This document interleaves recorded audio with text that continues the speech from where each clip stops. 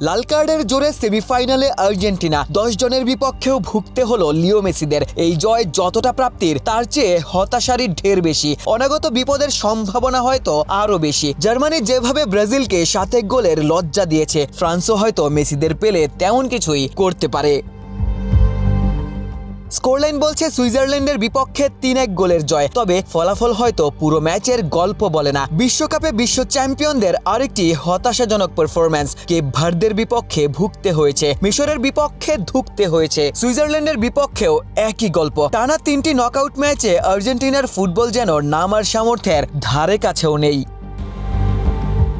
ম্যাচের শুরুতেই মেসির কর্নার থেকে অ্যালেক্সিস ম্যাকালিস্টারের গোলে এগিয়ে গিয়েছিল আর্জেন্টিনা, কিন্তু এরপরই বারবার সুইজারল্যান্ডকে তারা সুযোগ দিয়েছে। দ্বিতীয়ার্ধে চাপ বাড়িয়ে 67 মিনিটে ড্যান এন্দুয়ে সুইসদের সমতায় ফেরান। তার আগেও এমিলিয়ানো মার্টিনেজকে করতে হয়েছে গুরুত্বপূর্ণ সেভ। লিসান্দ্রো করেছেন অসাধারণ ব্লক। এমিয়ার আর্জেন্টিনার রক্ষণ শেষ মুহূর্তে না বাঁচালে গল্পটা আরও ভয়ঙ্কর হতে পারত।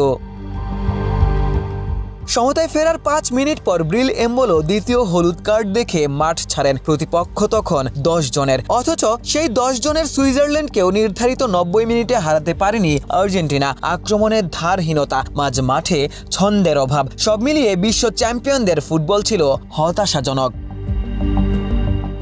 ফার্ম ফ্রেশ পাস্তুরিত তরল দুধ, বেশি ভালো দুধ। শেষ পর্যন্ত অতিরিক্ত সময়ের 112 মিনিটে জ্বলে ওঠেন হুলিয়ান আলভারেজ। তার অসাধারণ গোলে অবশেষে স্বস্তি ফেরে আর্জেন্টিনা শিবিরে। একেবারে শেষ মুহূর্তে লাউতারো মার্তিনেজের গোলে স্কোরলাইন 3-1। ফলাফল হয়তো স্বস্তি দিয়েছে, তবে সমর্থকদের কি মন ভরাতে পেরেছে? তবুও সমর্থকরা হয়তো আশায় বুক বাঁধবেন। হতাশা থাকুক, প্রশ্ন থাকুক, তবু আরেকটা দিন তো আর্জেন্টিনা বেঁচে রইল, আরেকটা বিশ্বকাপে ফাইনালের আশাও টিকে রইল, আরেকটা ম্যাচ তো মাঠে নামবেন লিওনেল মেসি। মেসি একা কি করবেন? সেখান থেকে মেসি যেদিন ছন্দহীন হবেন, আর্জেন্টিনার সেদিন কি হবে? এই ম্যাচটা হয়তো তারই ঝলক ছিল। পুরো ম্যাচ ভুগতে হবে, ধুঁকতে হবে, হতাশ হতে হবে, তবু শেষ পর্যন্ত কোনো একটা পথ ঠিকই বের হয়ে যাবে। আরও একটা বিশ্বাস থাকবে, মেসি থাকলে হয়তো আরও একবার বিশ্বজয়ের আশাও টিকে থাকবে। আশিক সারোয়ার, নিউজ 24।